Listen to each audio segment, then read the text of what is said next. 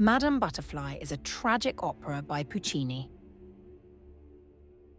Set in Nagasaki, Japan, American naval officer Pinkerton marries the young Cho-Cho-san, known as Butterfly, soon after his arrival.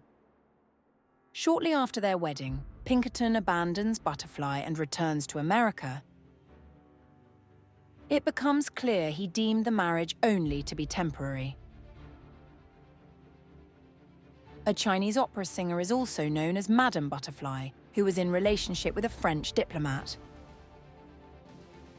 His story is regarded as one of the strangest international espionage tales of recent times.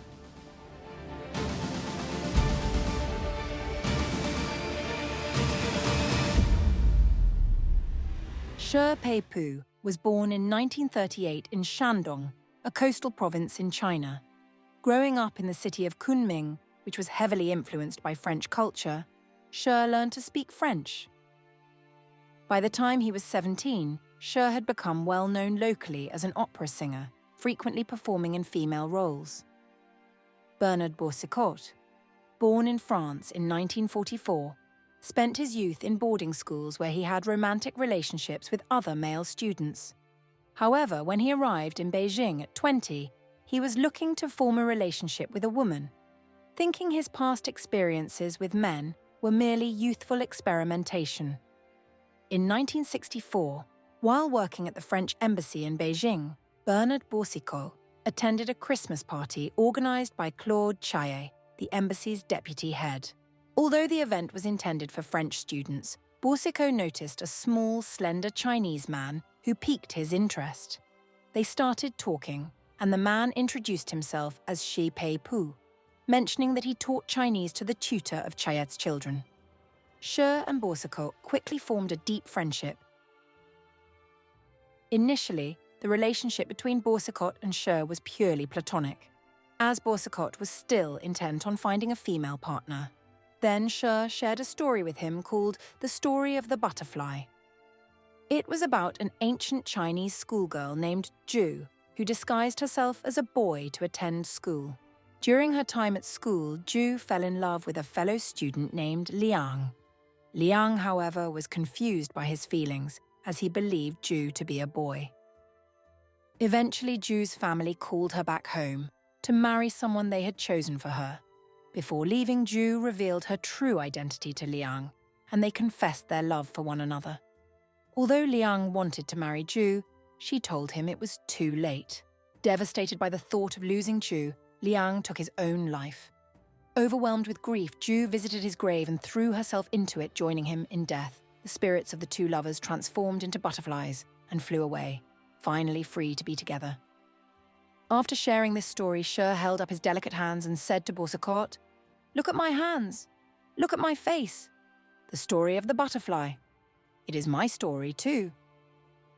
Shi revealed that his paternal grandmother had issued an ultimatum to his mother.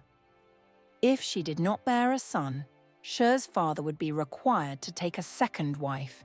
When Shi was born, it became apparent that the baby was a girl. Fearing she would lose her status in the family, Shi's mother conspired with the midwife to raise the child as a boy, keeping the baby's true gender a secret from Shi's grandmother. Shi had been living as a man ever since. Upon discovering that Shi was actually a woman, Boursicot began to see her differently, realizing that they could now have a romantic and sexual relationship. Eventually, Boursicot's time in China came to an end. Shortly before he departed in the winter of 1965, Shi told him she believed she was pregnant. "I will come back," he assured her. "I promise. I don't know how, but remember that I will return." 4 years later, Bernard Boursicot kept his word. He returned to Beijing, this time working as an archivist at the French embassy. However, Beijing had changed drastically since his last visit. Mao Zedong's Cultural Revolution was underway, and Chinese citizens were prohibited from interacting with foreigners without government permission. Despite the restrictions, Boursicot was determined to find Shi Pei Pu and, potentially, his child. On the very day he returned, he wrote to Shi and spent days searching for her. When Boursicot finally found Shi, she told him that she had given birth to his son the summer after he left China. However, due to concerns for the child's safety, Being half European, she had sent the boy to live with relatives near the Russian border. One day, Shi informed Boursicot that a representative from the Beijing city government would be replacing her as his teacher. A man named Kang soon arrived at Shi's home while Boursicot was there. Suspecting that Kang was actually a police officer, Boursicot offered to share information with the Chinese government in exchange for being allowed to maintain his relationship with Shi. This marked the beginning of Boursicot's career as a spy for the Chinese government. He regularly provided Chinese officials with reports from the French embassies in Moscow and Washington, which allowed him to continue his relationship with Shi. In 1973, Boursicot was finally granted permission to meet his son, Shi Dudu, who was now 7 years old. Shi explained that it was now safe to bring the boy back because the country had become more open. For a few happy weeks, they were able to live together as a family. But soon after, Boursicot's visa expired, and he had to return to France. Bernard Boursicot left his position as a diplomat and relocated to Paris, where he began a relationship with a man named Thierry. However, he soon grew restless and longed to see Shi and their son again. Boursicot asked Thierry if they could bring Shi and Shi Dudu to live with them in Paris, to which Thierry reluctantly agreed. Shi and Shi Dudu arrived in 1982 and moved in with Boursicot and Thierry. Shi quickly re-established herself as an opera performer, but continued to present herself as a man in public, knowing she might need to return to China someday. By this time, any romance between Shi and Boursicot had faded. Boursicot viewed their relationship more as a matter of duty or obligation. Despite this, they continued living together in Paris for about a year, until 1983, when they were both arrested on espionage charges. In late 1982, the French government was conducting what they described as routine surveillance of Chinese diplomats in Paris when they uncovered an unexpected connection. Bernard Boursicot, noted in their records as a civil servant at the Ministry of Exterior Relations posted abroad, was linked to a Chinese national, later identified as Shi Pei Pu, who was living at Boursicot's address. In June 1983, French security agents arrested Boursicot and charged him with espionage. A week later, they also arrested Shi. An investigation quickly uncovered that Shi Pei Pu's claim of being born female and then forced by her parents to live as a male was completely false.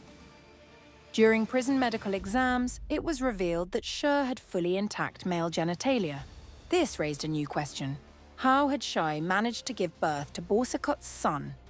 It was later revealed that Shi had adopted Shi Dudu when he was 4 years old.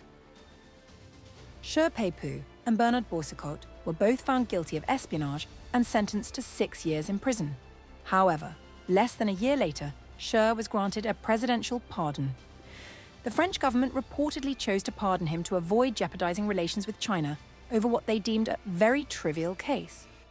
Boursicot also received a pardon a few months later. The trial had captured widespread media attention and intrigued people globally with its story of forbidden love and espionage. After his release from prison, Shi stayed in Paris with Shi Dudu and continued to identify using male pronouns. Despite Shi's claims of still loving Boursicot, Boursicot held lingering resentment toward his former partner. Shi Pei Pu passed away in 2009 at the age of 70.